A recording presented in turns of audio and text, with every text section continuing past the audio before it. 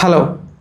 നമ്മുടെ നാടുകളിലെല്ലാം സ്റ്റാർട്ടപ്പുകൾ ഒരുപാട് ആഘോഷിക്കപ്പെടുന്ന ടൈമിലൂടെയാണ് നമ്മൾ പോയിക്കൊണ്ടിരിക്കുന്നത്. പ്രത്യേകിച്ച് കോളേജിലെല്ലാം പഠിച്ചിറങ്ങുന്നവർ സ്റ്റാർട്ടപ്പുകൾ ഓരോന്ന് സ്റ്റാർട്ട് ചെയ്യുന്നു.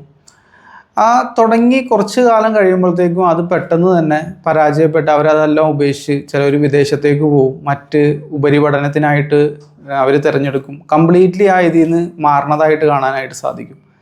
ഈ പരാജയപ്പെട്ട ചെറിയ ചെറിയ സ്റ്റാർട്ടപ്പുകളൊക്കെ നമ്മളെടുത്ത് പഠിച്ചു നോക്കിക്കഴിഞ്ഞാൽ നമുക്ക് മനസ്സിലാവും, തീരെ നമ്മൾ ചെയ്യാൻ പാടില്ലാത്ത ഒരുപാട് അബദ്ധങ്ങൾ അതിൽ സംഭവിച്ചതായിട്ട് കാണാനായിട്ട് സാധിക്കും.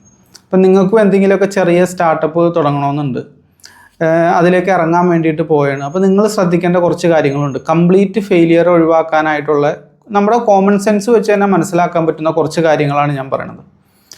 ആദ്യം തന്നെ സ്റ്റാർട്ടപ്പ് എന്ന് പറഞ്ഞാൽ നമുക്കറിയാം, സാധാ ട്രഡീഷണൽ ബിസിനസ്സിനെ അപേക്ഷിച്ച് സ്റ്റാർട്ടപ്പ് എന്ന് പറഞ്ഞ ഒരു നൂതന ആശയവുമായിട്ട് മുന്നോട്ട് വരുന്ന എൻറ്റിറ്റികളെയാണ് സ്റ്റാർട്ടപ്പ് എന്ന് പറയാറ്. അത് അധികവും ഫോക്കസ് ചെയ്യുക സ്കെയിലിങ്ങും റവന്യൂമായിരിക്കും.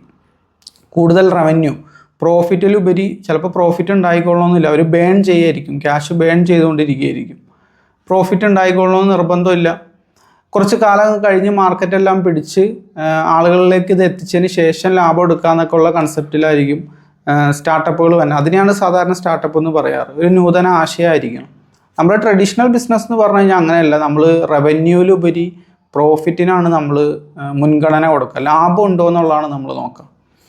അപ്പോൾ ഇതാണ് മേജറായിട്ടുള്ള ഡിഫറൻസ്. പക്ഷേ ബിസിനസ് പോലെ തന്നെ സ്റ്റാർട്ടപ്പുകളും ശ്രദ്ധിക്കേണ്ട കാര്യം എന്താണെന്ന് വെച്ച് കഴിഞ്ഞാൽ, ഏതൊരു ബിസിനസ് എൻറ്റിറ്റിയുടെയും ലൈഫ് ബ്ലഡ് എന്ന് പറഞ്ഞു കഴിഞ്ഞാൽ ക്യാഷ് ഫ്ലോ ആണ്, നമ്മുടെ വരവാണ്. ഈ വരവ് നിന്ന് കഴിഞ്ഞ് കഴിഞ്ഞാൽ നമുക്ക് ഒരു സ്ഥാപനം റൺ ചെയ്തു പോകാനായിട്ട് സാധിക്കില്ല. അധിക സമയവും ഈ ഫെയിലാവണ ചെറിയ ചെറിയ സ്റ്റാർട്ടപ്പുകളൊക്കെ എടുത്ത് നോക്കിക്കഴിഞ്ഞാൽ മേജറായിട്ടുള്ള കാരണം എന്ന് പറഞ്ഞാൽ ഫൗണ്ടേഴ്സിൻ്റെ ആർഭാടം തന്നെയാണ്. ഫൗണ്ടേഴ്സ് ഒരുപാട് ആർഭാടം കാണിക്കുന്നു. അതായത് ഒന്നാമത്, പ്രത്യേകിച്ച് ഫണ്ട് റൈസ് ചെയ്തിട്ടുള്ള ആളുകൾ സ്വന്തം ഫണ്ട് എടുക്കാതെ ഇൻവെസ്റ്റേഴ്സിൻ്റെ ഫണ്ട് എവിടെന്നെങ്കിലൊക്കെ റൈസ് ചെയ്തിട്ട് സ്റ്റാർട്ടപ്പ് തുടങ്ങുന്ന ആളുകളുടെ പ്രധാന പ്രശ്നം ഇതാണ്. കാരണം എന്ന് വെച്ച് കഴിഞ്ഞാൽ ഇവർ ഓവർ സ്പെൻഡ് ചെയ്യും. ഒന്ന്, ഒരുപാട് ആളുകളെ ഹയർ ചെയ്യും. രണ്ട്, ഒരുപാട് ഫാൻസി ഓഫീസുകളും കാര്യങ്ങളൊക്കെ എടുക്കും. പക്ഷേ അവർക്ക് വേണ്ടത്ര സെയിലോ കാര്യങ്ങളോ ഒന്നും ഉണ്ടാവില്ല.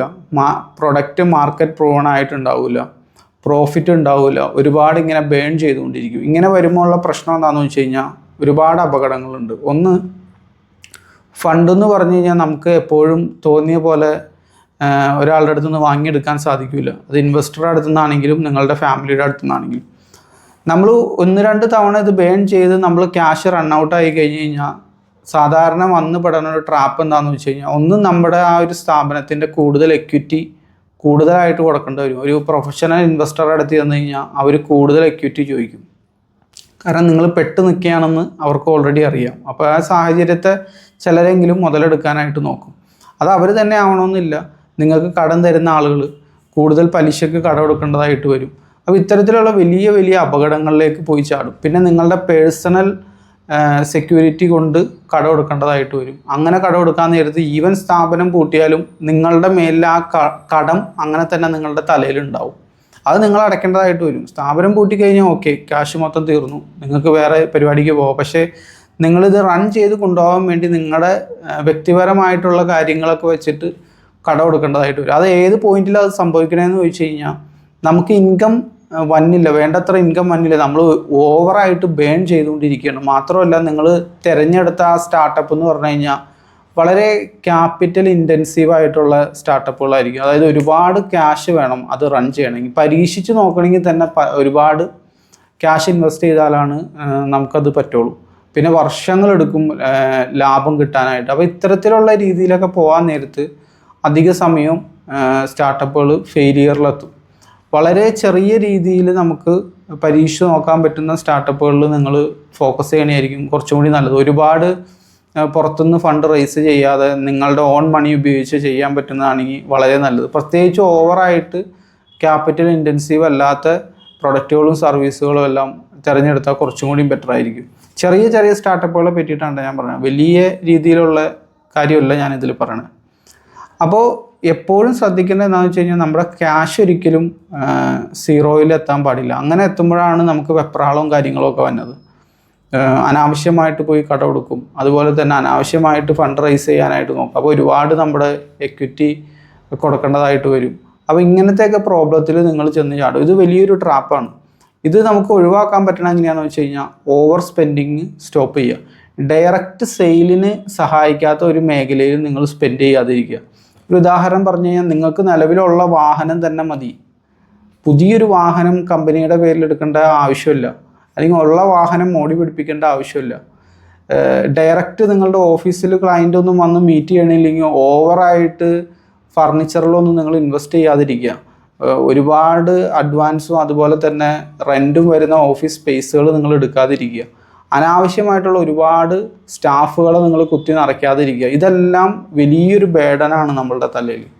ഇതൊക്കെയാണ് നമ്മളുടെ നമ്മൾ ഫണ്ട് റൈസ് ചെയ്താലും റവന്യൂ വന്നാലും ലാഭം കിട്ടിയാലും ഇതിനെല്ലാത്തിനെയും തിന്നുകൊണ്ടിരിക്കുന്നത് ഈ അനാവശ്യമായിട്ടുള്ള സ്പെൻഡിങ് ആണ്. അത് സ്റ്റാഫിൻ്റെ രൂപത്തിലായിരിക്കാം, ഓഫീസിൻ്റെ രൂപത്തിലായിരിക്കാം, പല രീതിയിലായിരിക്കാം. പിന്നെ അതുപോലെ തന്നെ വരുത്തുന്ന ഒരു മിസ്റ്റേക്കാണ് അനാവശ്യമായിട്ടുള്ള ട്രാവലിങ്. ക്ലയൻറ്റിനെ മീറ്റ് ചെയ്യുക എന്നൊക്കെ പറഞ്ഞിട്ട് ഈ പറഞ്ഞ പോലെ ചീപ്പായിട്ടുള്ള മെത്തേഡ് ഉണ്ടെങ്കിലും അത് നോക്കാതെ ബിസിനസ് ക്ലാസ്സിലെല്ലാം ടിക്കറ്റ് പർച്ചേസ് ചെയ്യുക. കാരണം നിങ്ങളൊരു ഫൗണ്ടറാണല്ലോ, അപ്പോൾ അതിൻ്റേതായിട്ടുള്ള രീതിക്ക് പോകണമല്ലോ. പക്ഷേ നിങ്ങൾ ഇത്തരത്തിലുള്ള സ്പെൻഡിങ് എല്ലാം നടത്താൻ നേരത്ത് നിങ്ങളുടെ ബാങ്കിലെ എമൗണ്ട് കുറഞ്ഞു വന്നുകൊണ്ടിരിക്കുകയാണ്. ഇങ്ങനെ കുറഞ്ഞു വരാൻ നേരത്ത് നിങ്ങളുടെ ഫോക്കസ് ആ ബിസിനസ് വളർത്തുന്നതിലുപരി എങ്ങനെയെങ്കിലും ഫണ്ട് റൈസ് ചെയ്യണമെന്നുള്ളതായിരിക്കും. അപ്പം നിങ്ങളുടെ ഫോക്കസ് ഷിഫ്റ്റ് ആയിപ്പോയി. ഇവിടെ എല്ലാം തന്നെ നമ്മുടെ സ്ഥാപനം പരാജയപ്പെടാനുള്ള സാധ്യതയുണ്ട്. 1-2 വർഷം അത് റൺ ചെയ്യും. 1-2-3 കൂട്ടുകാർ കൂടി തുടങ്ങുന്നതായിരിക്കും ഒരു പക്ഷേ. ചിലപ്പോൾ നിങ്ങളുടെ ഓൺ മണി എടുത്തിട്ടായിരിക്കും ചെയ്യുക. ഈ മിസ്മാനേജ്മെൻറ്റ് കാരണം 2-3 വർഷമൊക്കെ കൂടി വന്നാൽ അതിൽ നിൽക്കുമ്പോൾ നിങ്ങൾക്ക് മനസ്സിലാവും അത് നടപടിയാവില്ല. അപ്പോൾ ഒരാൾ പിൻവലിയും. അപ്പോൾ പിന്നെ അതൊരു പ്രശ്നമാവും. പിന്നെ അതുപോലെ തന്നെ അടുത്ത ആളും പതിയെ പിൻവലിയാൻ തോന്നും. പിന്നെ ഒരാളെ കൊണ്ട് അത് റൺ ചെയ്യാൻ പറ്റാത്ത അവസ്ഥ വരും. നമ്മൾ സ്ഥിരമായിട്ട് നമ്മുടെ നാടുകളിലെല്ലാം കാണുന്നതാണ്. അങ്ങനെ സ്റ്റോപ്പ് ചെയ്തിട്ട് ഇപ്പോൾ ഗൾഫിൽ നിന്ന് വന്നിട്ടുള്ള ആളാണെങ്കിൽ നേരെ ഗൾഫിലേക്ക് വീണ്ടും തിരിച്ചു പോകണം കാണാനായിട്ട് സാധിക്കും. ഇത് സ്റ്റാർട്ടപ്പിലാണെങ്കിലും ബിസിനസ്സിലാണെങ്കിലും നിങ്ങൾ ശ്രദ്ധിക്കേണ്ടത് തുടക്ക സമയത്ത് അനാവശ്യ സ്പെൻഡിങ്ങുകൾ ഒഴിവാക്കുക. ഡയറക്റ്റ് നമ്മുടെ കയ്യിലേക്ക് സെയിൽ വരുന്ന കാര്യങ്ങളിൽ നിങ്ങൾ സ്പെൻഡ് ചെയ്തു. കസ്റ്റമർ തീരെ എന്താ പറയുക, കസ്റ്റമർക്ക് അറിയേ വേണ്ട നിങ്ങൾ ഏത് കാർ ഉപയോഗിക്കുന്നു എന്നുള്ളത് ഒരു കസ്റ്റമറെ സംബന്ധിച്ചിടത്തോളം അവരുടെ കൺസേണേ അല്ല.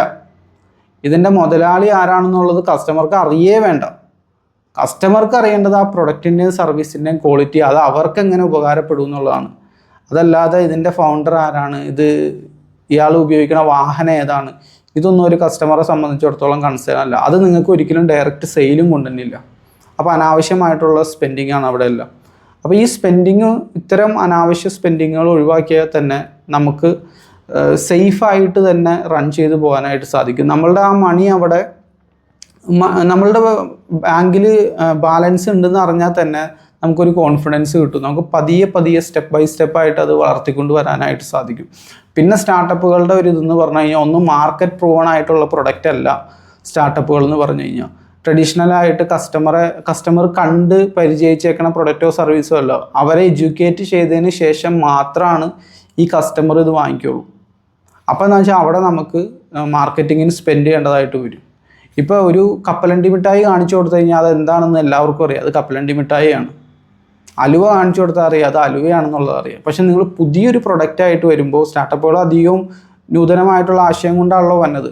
അപ്പോൾ എന്ന് വെച്ചാൽ മാർക്കറ്റിന് അറിയില്ല ഇത് എന്താ സാധനം എന്നുള്ളത് അറിയില്ല. അപ്പോൾ എന്ന് വെച്ചാൽ മാർക്കറ്റിങ്ങിന് കൂടുതൽ സ്പെൻഡ് ചെയ്യേണ്ടതായിട്ട് വരും.